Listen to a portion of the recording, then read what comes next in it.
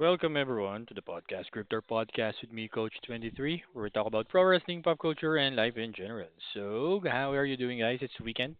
I had 2 days off doing podcast. Been busy, or not even busy. Just decided to rest for a while. But here I am. So I wasn't able to do the AEW show. Why? I didn't find it interesting. It was an okay show, but it wasn't really that dynamic as I can compare it to last week where it was, but it was taped, I believe. Even uh, a lot of weird things are happening in AEW right now, so I could do like a 2 minute, 3 minute talk about that. Um, Rating wise, NXT did 801,000 viewership this past Tuesday. Uh, with that surprise appearance of Ricky Starks. Wednesday for AEW Dynamite, I believe in viewership in the States and TVS, they did 590 plus or around 500,000, almost 600,000. So they weren't able to break the 600,000 viewership. So it was taped, I believe, because I watched it live. Um, and there were like certain editing that wasn't really that well, camera shots that were or wasn't or weren't really that good of editing. So yeah, a lot of the weird things are happening because there's still a controversy in AEW that I've read. I'm not sure, possibly it's true, but if you know the story about AEW Grand Slam coming this weekend or tomorrow here in here in the Philippines, um they were supposed to book Suncorp Stadium in Brisbane or somewhere in Australia. So it's a 60,000 seater. With they didn't really acknowledge, but you know, they said most people believe that it will be on a pay-per-view basis show because yeah, if you're a businessman, whether you're Tony Khan, Nick Khan, Triple H, Paul Levesque, whatever, Vince McMahon, even before, you will not book a 60,000 seater for a free TV show. It doesn't make sense business wise. Sure, you will do a lot of money in Australia or wherever you're booking that, but if you're booking like 60,000 just to impress fans in the States, I don't think it will work even. We're like, oh, so initially when they did the pre-sale or even the sale itself, they did like 9,000, 10,000, and it didn't really move at all. So it's like I believe they're closing around almost 13 because I believe they sold 12,000 tickets and they move it in a different location, a different arena from stadium to arena, and I believe they opened like 13,000 and they still have like 1,500 or 1,500 tickets to sell. So it's not really a sold out show yet. And according to Tony Khan, it was really I know. I think it's more on a save face for AEW side. They said that it wasn't really meant to be a pay-per-view, but they announced it almost at the same time. AEW Grand Slam in Brisbane or in Australia, and AEW All In Texas. And their Texas was like 50,000 to almost 60,000 seater as well, stadium. But I believe they sold like 15,000 right now. And I believe they're just going to open like 20,000, 25,000 for a 60,000 or 50,000 seating capacity. So business for them, attendance wise, still not really working. Viewership wise, it's not working at all, obviously. So it's really quite lacking. And another observation that I said, I know this is a SmackDown show, but this give me like maybe until like 8 minutes about this. That I don't the last well 3 out of 4 last AEW World Champions are currently relegated to mid card feuds right now. So you have MJF. He's on a technically mid card feud right now with supposedly Jeff Jarrett, but they cut it off. Now he's feuding with Hangman Page, who hasn't feuded with anyone at all. So it's basically a mid card feud between two former world champions. Samoa Joe, who won the world title from MJF, is currently feuding with, you know, against Christian Cage and Patriarchy with Hook with Samoa Joe, Hook and Shibata. Basically a mid card feud. And you have Swerve Strickland, former world champion as well, who beat Samoa Joe, is currently in a mid card feud with Ricochet. And Daniel Bryan or Bryan Danielson, who beat Swerve Strickland for the world title, is currently retired for some reason. So I don't know. That's what again you can use Jericho, you can use Christian, you can use Edge, you can use Moxley. Those are the top four main event stars that they have right now, and all four came from WWE. Chris Jericho was voted like the worst gimmick with the learning tree by fans for his certain dirt sheet. Christian Cage, like I said, a mid card feud. Edge is challenging Moxley for the world title at Revolution next month. It's really hard to comprehend. I'm trying to rack my brains what business or what position that they're really in right now. People are saying that they're okay because money wise they're getting paid 180 million for TV deal for the next 3 years with an option for a fourth year. But after that, you could does Tony Khan will rely because if this the trajectory of AEW is still like this in year two and year three of their new TV deal, I if I'm WBD, I will not sign them for a new one. If I'm going to sign renew them, it will be probably for less money. And yeah, so I'm still pulling for AEW, but try to be positive because they have great talents, they have great wrestlers. It's just that uh, they don't know how to use them or utilize them at all. So yeah, let's go to SmackDown. So SmackDown open with Cody Rhodes challenging or at least acknowledging the return of Solo Sikoa last week. And then who came out? Jacob Fatu along with Tamatonga and said that he will win the triple threat match for the to be for an elimination chamber qualifying qualifier later in the night. And then while they were talking, an SUV came out or was shown in the Titantron, and it was Solo Sikoa. And then Cody was supposed to like talk with Solo Sikoa, but Jacob stopped him and said that before him, it was it's Jacob who needs to talk to Solo, and they did that. They were looking backstage. Uh, it wasn't okay. Maybe I'll save my piece about SmackDown later. So I have my notes here. So,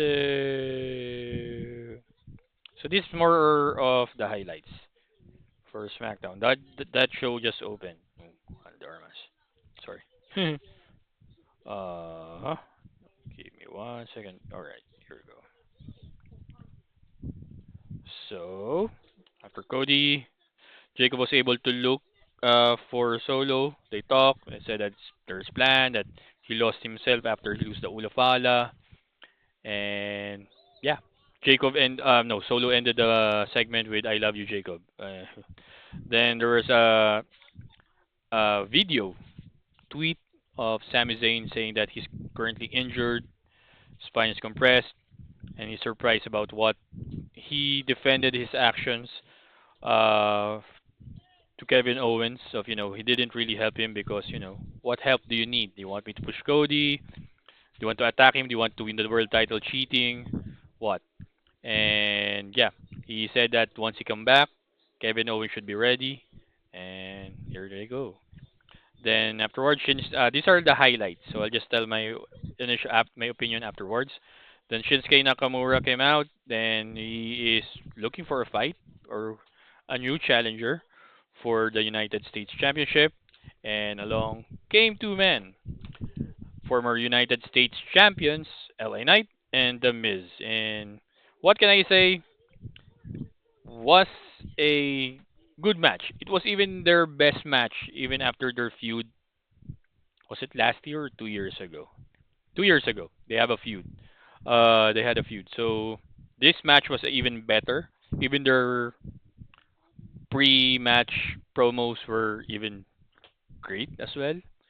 So, and it was a long match. Like I said, being a SmackDown being a 3-hour show now for the meantime, longer matches are expected, and this was one of those longer matches. And great chemistry still between Miz and LA Knight.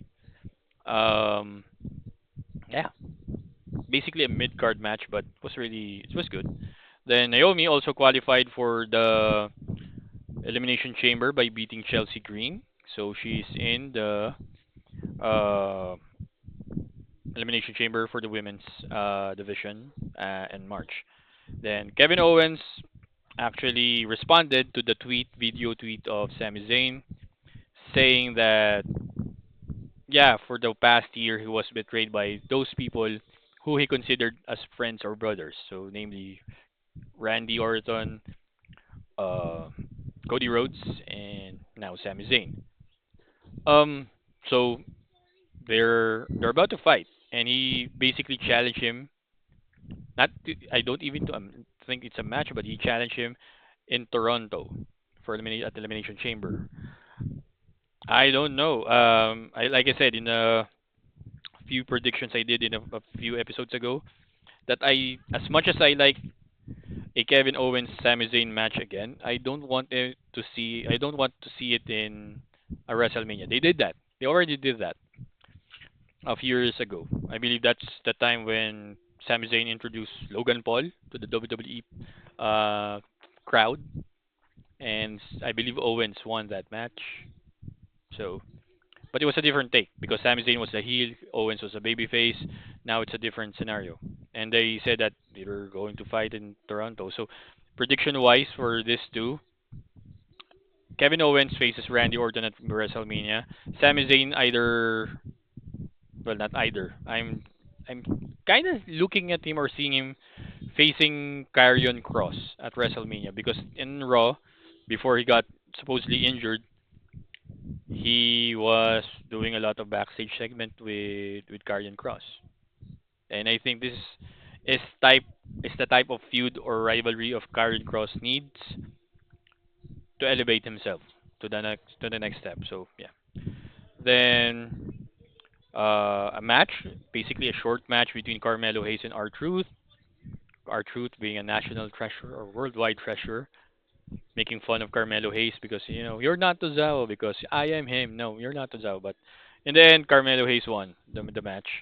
Then afterwards, women's WWE Women's Championship match between Tiffany Stratton and former champion Nia Jax. Uh,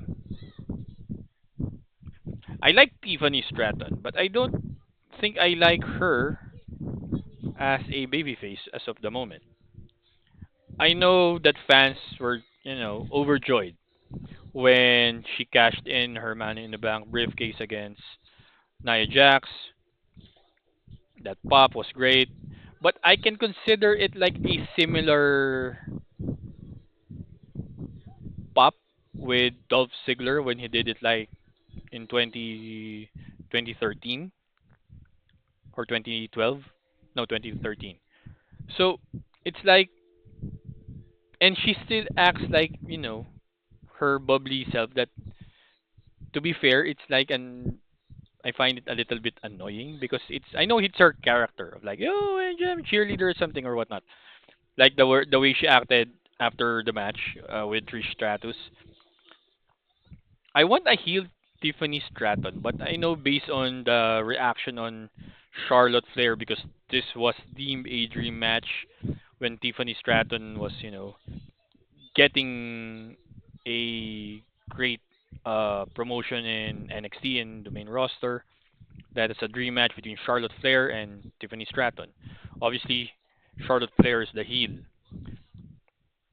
Tiffany Stratton needs a certain angle or at least a certain scenario that will make her organically a fan favorite.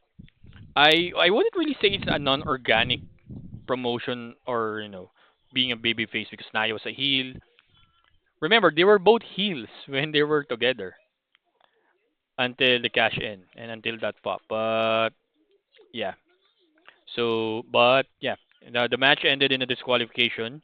Um, Candice LeRae interfered on behalf of Nia Jax.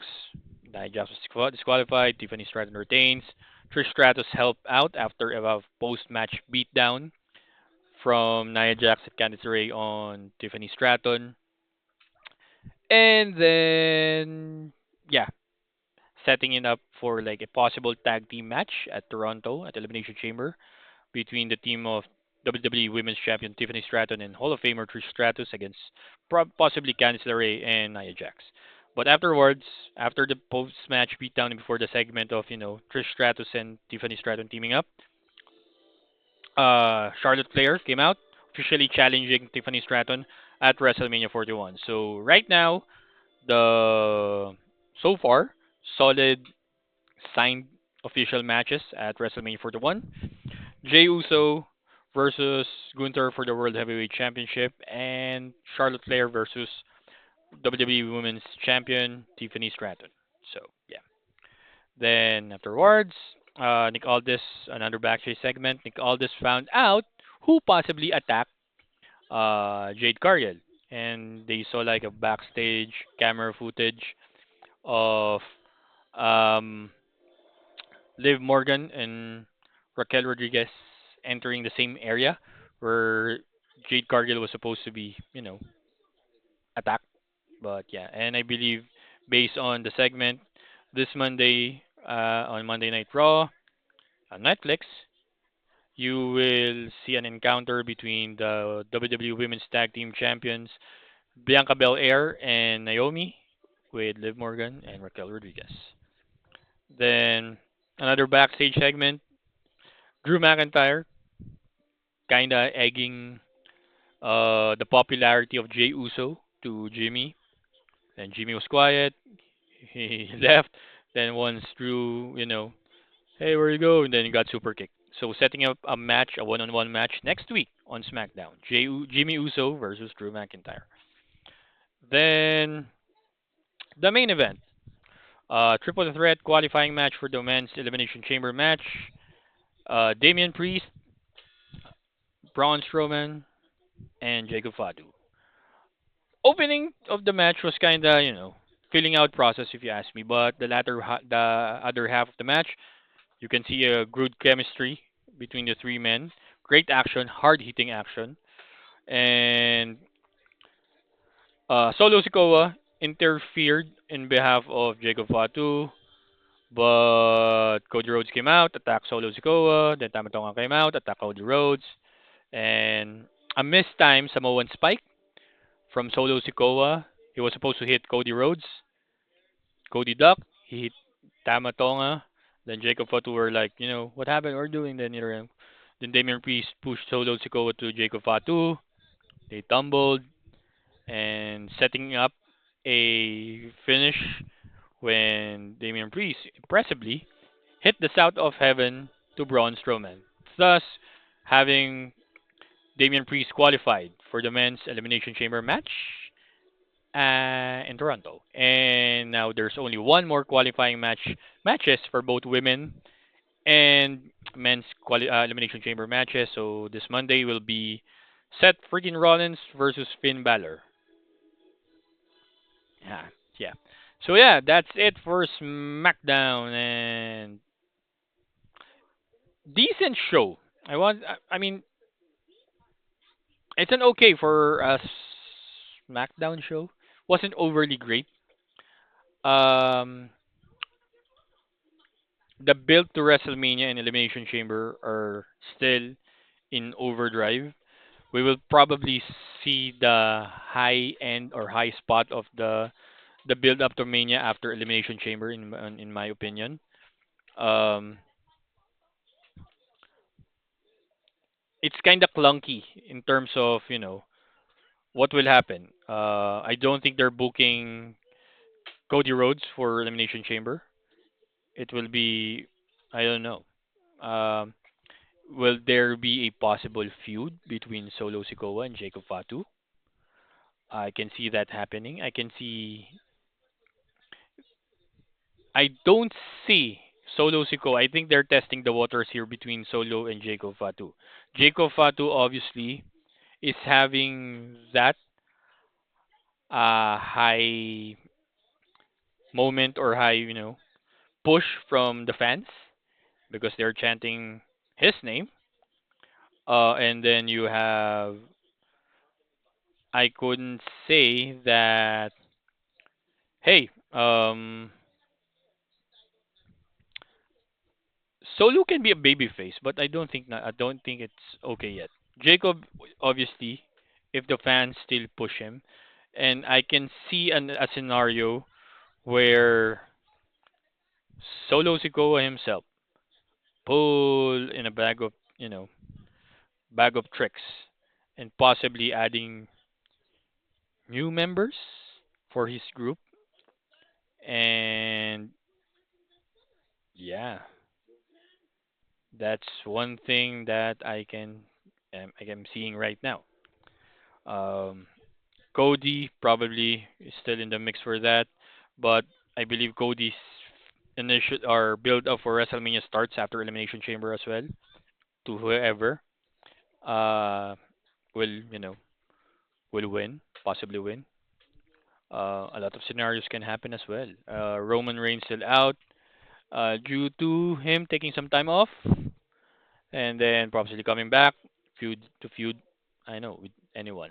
So if I'm going to compare, there's still 2 months left before WrestleMania. 64 days, roughly 64, 63 days. Um, People cannot rush. It's still 10 weeks away. 9 weeks away. Um, Let them build the storylines before people complains that, hey, why is this the winner, or why is this person the winner, why is this person is going there, not the, no, let them build their storylines. Not all WrestleMania can be as successful or big as a WrestleMania 17, WrestleMania 31, WrestleMania 33. Those are my, for me, my favorite WrestleManias, or even WrestleMania 40. Not all WrestleMania can do that or can be that. Trust me, being a fan for 38 years, no, it's not that. It's not that every year. You can't expect that Dwayne Johnson has to be there every time, because most people are wishing that Dwayne Johnson should be like in the main event spot with Roman Reigns are those same people who hated him last year when he supposedly took Cody Rhodes' spot. So, you know, let them build their own storylines. As fans, let's just wait for it. Let's complain afterwards, because normally, even I'm going to give you an example. WrestleMania 38, card wise, build up wise, was a terrible build up WrestleMania. 38, the Dallas one. Main evented by Night 1 Stone Cold and Owens. Night 2 was main evented by Brock and Roman Reigns. It had a terrible build up. But when the action or the matches or even the show came through, it was one of the best, most action-packed WrestleMania I've seen. The return of Cody Rhodes, highlighted by the return of Cody Rhodes. The entertaining match between Knoxville and Sami Zayn. That Kevin Owens and Stone Cold Steve Austin, segment turned to a no holds barred match. Even the Brock Lesnar Roman Reigns match in WrestleMania Night 2, 38 Night 2, was okay. Was even better than their match in New Orleans in WrestleMania 34. Yeah. WrestleMania 31, it was great because it was most of a beatdown from prime Brock Lesnar to Roman Reigns. So, but the match at 38 was, for me, the best match they had, aside from the last man standing match that they had after a few months. So you cannot really say that it's a terrible WrestleMania build-up is terrible. We cannot really say that as of this moment. There's still 2 months to go. And like I said, people who are saying Jesus shouldn't win, this guy shouldn't win. Remember, as I said in my opinion-based, this is an opinion-based podcast. There's a possibility that John Cena said, you know what? I don't want to win the Royal Rumble. CM Punk said, I don't want to win the Royal Rumble because there are two sides to every characters. Even if as much as Triple H say to those guys that you have to win this, some of them are saying, no, I don't think. It's right now John Cena, both John Cena and CM Punk, they're in the stage of their career, especially John Cena for with him is his retirement tour right now, or CM Punk saying that you know what, I'm happy with what with my spot in WWE because I remember as I've said in a few episodes ago, there were interviews with Punk that he told that I didn't even want to win the AEW championship. I want to build stars. I want to help out the company. And Tony Khan pulling the gun because oh I have CM Punk. I'll make him a world champion. He did that. So we cannot really say that Triple H said, and you know what? Let's do this. No. Like I said, WWE, TKO is a huge corporation right now that they know how to analyze things business wise, trajectory wise. They always ask themselves some questions. Whose star should I build up next?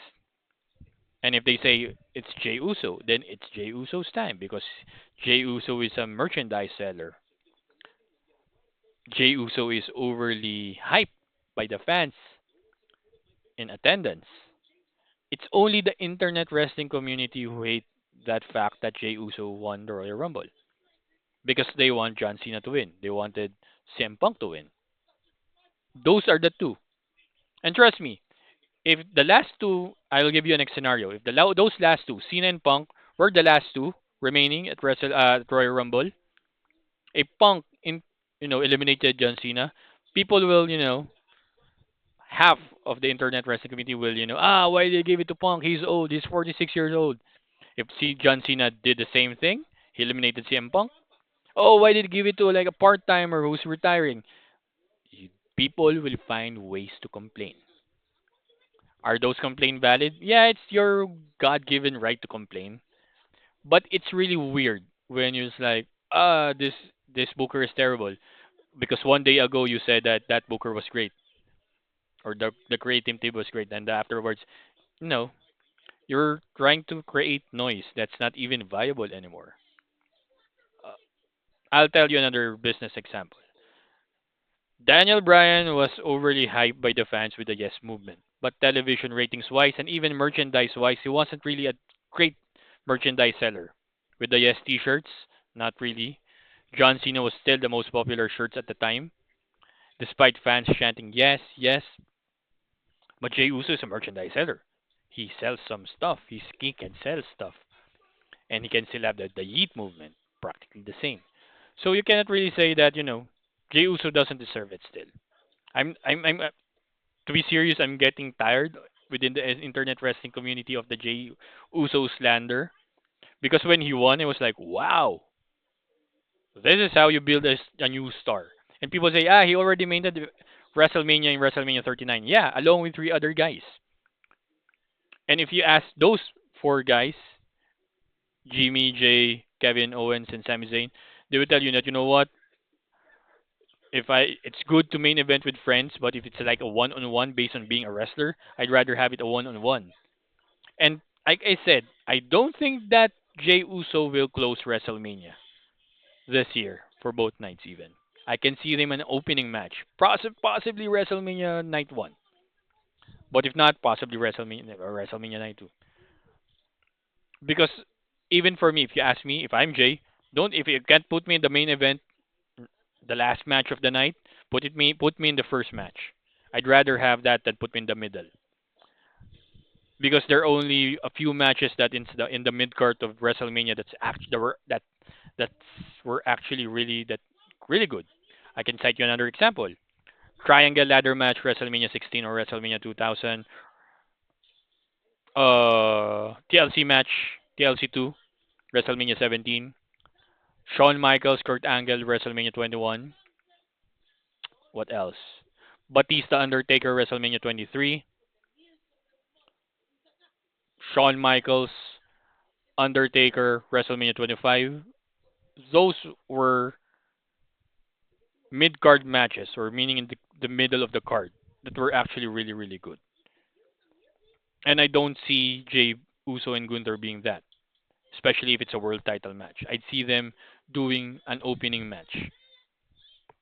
So yeah, stop with the Jay Uso slander. Move on. Royal Rumble's been done for like almost 3 weeks now. There's still Elimination Chamber. There's still their European tour before WrestleMania, and there's WrestleMania itself before you pass your judgment. Yeah, that's it. So I'll be doing a two episode today. Uh, so this is episode 61, I believe, for the podcast Grifter show. I'll do a pop culture one afterwards, and it's not really surprising to some, but yeah. So I'll see you guys later in a bit. And so yeah, thank you for episode 61 for SmackDown session with me, Coach 23, here the podcast Grifter podcast where we talk about pro wrestling, pop culture, and life in general. So see you guys.